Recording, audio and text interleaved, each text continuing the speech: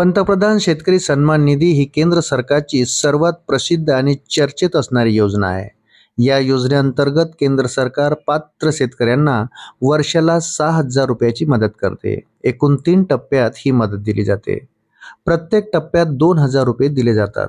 या योजनेत थेट लाभार्थी शेतकऱ्यांच्या बँक खात्यात पैसे पाठवले जातात।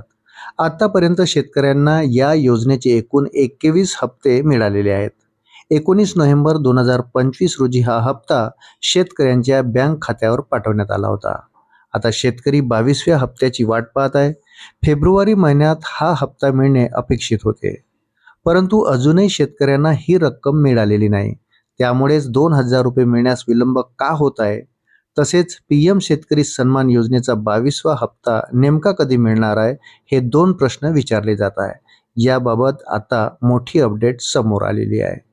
मिळालेल्या माहितीनुसार या योजनेअंतर्गत पात्र शेतकऱ्यांचे शेतकरी कार्ड काढले जात आहेत।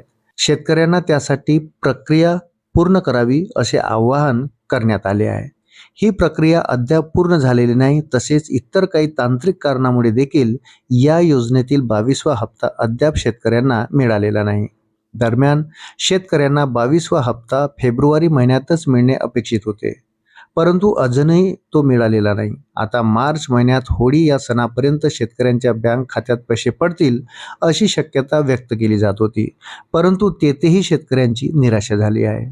आता हे पैसे नेमके कधी मिळणार याबाबतची स्पष्ट आणि नेमकी तारीख समोर आलेली नाही, परंतु मार्च महिन्याच्या 2ऱ्या किंवा 3ऱ्या आठवड्यात हे पैसे मिळू शकतात असा अंदाज व्यक्त केला जात आहे। तत्पूर्वी शेतकऱ्यांनी किसान कार्ड काढून घ्यावे असे आवाहन करण्यात आले आहे। अशाच नवनवीन अपडेटसाठी व्हिडिओला लाईक आणि चॅनलला सबस्क्राईब जरूर करा। धन्यवाद।